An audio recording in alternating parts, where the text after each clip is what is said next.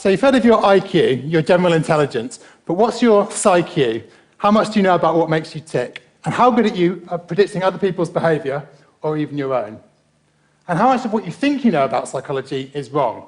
So let's find out by counting down the top 10 myths of psychology. So you've probably heard it said that when it comes to their psychology, it's almost as if men are from Mars and women are from Venus. But how different are men and women really? So to find out, let's start by looking at something on which men and women really do differ and plotting some psychological gender differences on the same scale. So one thing men and women do really differ on is how far they can throw a ball. So if we look at the data for men here, we see what is called a normal distribution curve. A few men can throw a ball really far, a few men not far at all, but most are kind of average distance. And women show the same distribution as well, but actually there's quite a big difference. In fact, the average man can throw a ball further than about 98% of all women. So now let's look at what some psychological gender differences look like on the same standardized scale. So any psychologist will tell you that men are better at spatial awareness than women, so things like map reading, for example. And it's true, but let's have a look at the size of this difference. It's tiny. The lines are so close together they almost overlap. In fact, the average woman is better than 33% of all men. And of course, if that was 50%, then the two genders would be exactly equal. And it's worth bearing in mind that this difference, and the next one I'm going to show you, are pretty much the biggest psychological gender differences ever discovered in psychology. So here's the next one. Any psychologist will tell you that women are better with language and grammar than men. So here's performance on the standardized grammar test. There go the women, there go the men. Again, yes, women are better on average, but the lines are so close that 33% of men are better than the average woman. And again, if it was 50%, that would represent complete gender equality. So it's not really a case of Mars and Venus. It's more a case of, if anything, Mars and Snickers. Basically the same, but, one's maybe slightly nuttier than the other. I won't say which. Right, now we've got you warmed up, let's psychoanalyze you using the famous Rorschach ink blot test. So you can probably see two bears or two people or something. But what do you think they're doing? Put your hand up if you think they're saying hello. Not many people, okay. Put your hands up if you think they're high-fiving. Okay, what if you think they're fighting? Only a few people there. Okay, so if you think they're saying hello or high-fiving, then that means you're a friendly person. If you think they're fighting, that means you're a bit more of a nasty, aggressive person. Are you a lover or a fighter, basically? Okay, what about this one? This isn't really a voting one, so on three, everyone shout out what you see. 1, 2, 3. I heard hamster. Who said hamster? That was very worrying. The guy there said hamster. Okay, well, you should see some kind of two-legged animal here and then the mirror image of them there. If you didn't, then this means that you have difficulty processing complex situations where there's a lot going on. Except, of course, it doesn't mean that at all. Rorschach ink blot tests have basically no validity when it comes to diagnosing people's personality and are not used by modern-day psychologists. In fact, one recent study found that when you do try to diagnose people's personality using Rorschach ink blot tests, schizophrenia was diagnosed in about 1/6 of apparently perfectly normal participants. So if you didn't do that well on this, maybe you're not a very visual type of person. So let's do another quick quiz to find out.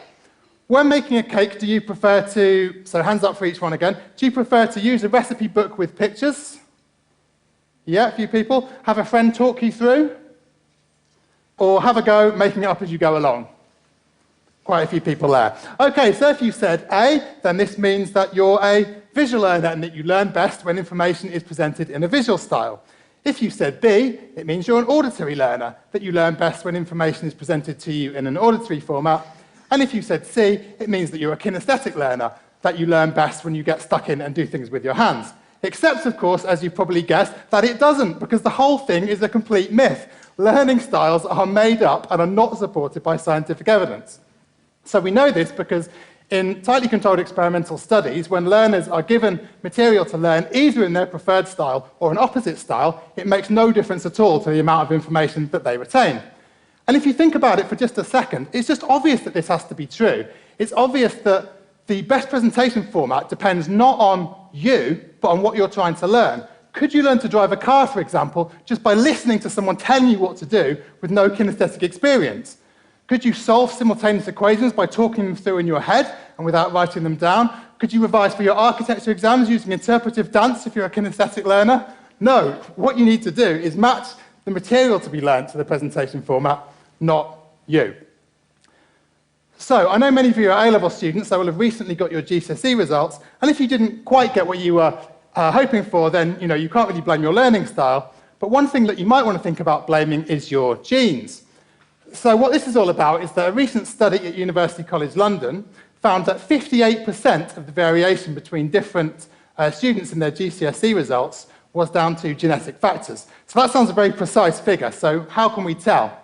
Well, when we want to unpack the relative contributions of genes in the environment, what we can do is do a twin study. So identical twins share 100% of their environment and 100% of their genes, whereas non-identical twins share 100% of their environment, but just like any brother and sister, share only 50% of their genes. So by comparing how similar GCSE results are in identical twins versus non-identical twins, and doing some clever maths, we can get an idea of how much variation in performance is due to the environment and how much is due to genes. And it turns out that it's about 58% due to genes. So, this isn't to undermine the hard work that you and your teachers here put in. If you didn't quite get the GCSE results that you were hoping for, then you can always try blaming your parents, or at least their genes. One thing that you shouldn't blame is being a left brain or right brained learner, because again, this is a myth. So the myth here is that the left brain is logical, it's good with equations like this, and the right brain is more creative, so the right brain is better at music. But again, this is a myth because nearly everything that you do involves nearly all parts of your brain talking together, even just the most mundane thing like having a normal conversation. However, perhaps one reason why this myth has survived is that there is a slight grain of truth to it. So a related version of the myth is that left-handed people are more creative than right-handed people, which kind of makes sense because your brain controls the opposite hand. So left-handed people, the right side of the brain is slightly more active than the left-hand side of the brain, and the idea is that the right-hand side is more creative. Now, it isn't true per se that left-handed people are more creative than right-handed people. What is true is that ambidextrous people, people who use both hands for different tasks, are more creative thinkers than one-handed people, because being ambidextrous involves having both sides of the brain talk to each other a lot, which seems to be involved in kind of creative and flexible thinking. The myth of the creative left-hander arises from the fact that being ambidextrous is more common amongst left-handers than right-handers. So a grain of truth in the idea of the creative left-hander, but not much. A related myth that you've probably heard of is that we only use 10% of our brains. This is, again, a complete myth. Nearly everything that we do, even the most mundane thing, uses nearly all of our brains. That said, it is, of course, true that most of us don't use our brain power quite as well as we could. So what could we do to boost our brain power? Maybe we could listen to a nice bit of Mozart. So have you heard of the idea of the Mozart effect?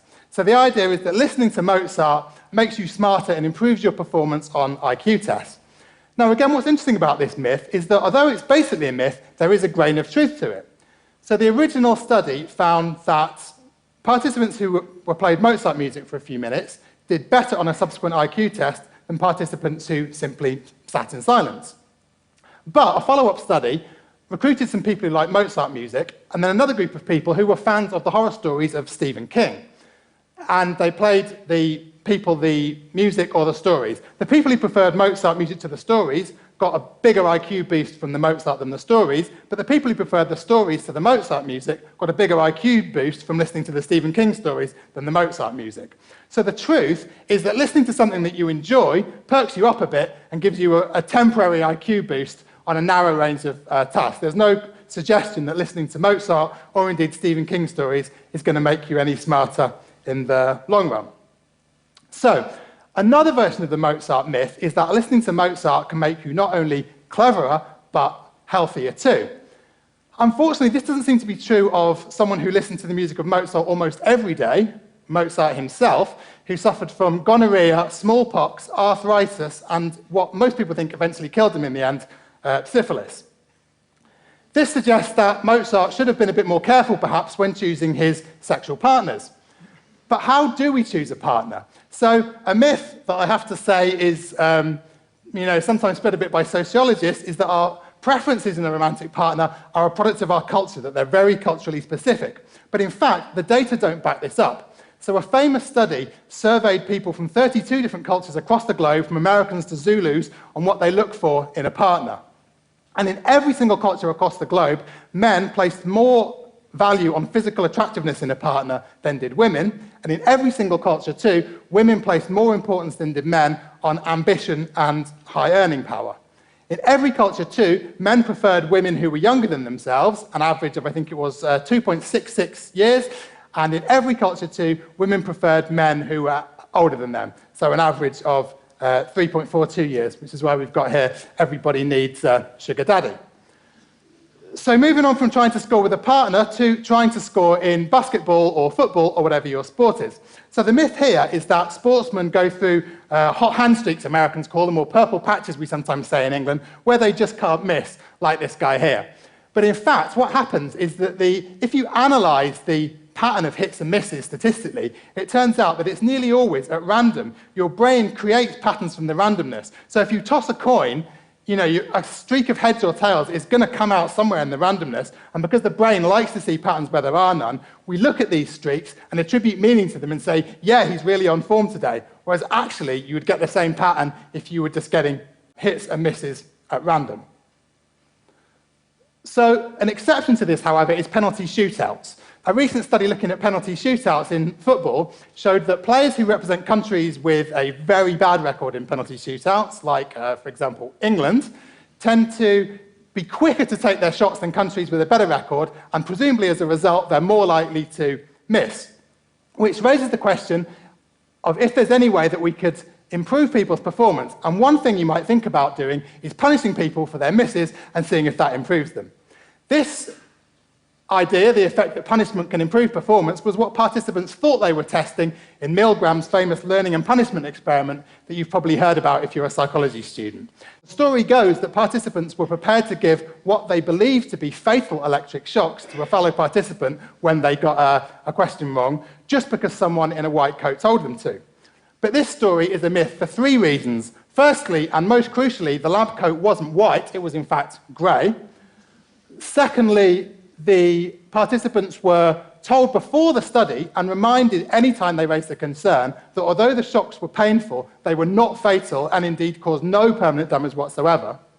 And thirdly, participants didn't give the shocks just because someone in the coat told them to.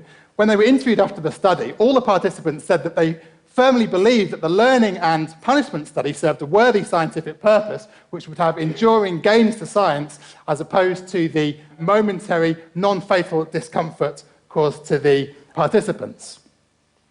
Okay, so I've been talking for about 12 minutes now, and you've probably been sitting there listening to me, analysing my speech patterns and body language, and trying to work out if you should take in notice of what I'm saying, whether I'm telling the truth or whether I'm lying. But if so, you've probably completely failed. Because although we all think we can catch a liar from their body language and speech patterns, hundreds of psychological tests over the years have shown that all of us, including police officers and detectives, are basically at chance when it comes to detecting lies from body language and verbal patterns. Interestingly, there is one exception. TV appeals for missing relatives. It's quite easy to predict when the relatives are missing and when the appealers have in fact murdered the relatives themselves. So hoax appealers are more likely to shake their heads, to look away, and to make errors in their speech, whereas genuine appealers are more likely to express hope that the person will return safely and to avoid brutal language. So, for example, they might say, taken from us rather than killed. Speaking of which, it's about time I killed this talk, but before I do, I just want to give you, in 30 seconds, the overarching myth of psychology. So the myth is that psychology is just a collection of interesting theories, all of which say something useful and all of which have something to offer. What I hope to have shown you in the past few minutes is that this isn't true.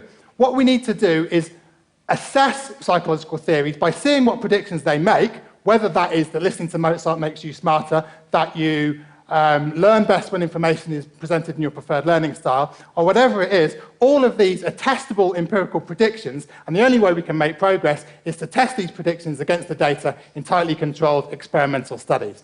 And it's only by doing so that we can hope to discover which of these theories are well supported and which, like all the ones I've told you about today, are myths. Thank you.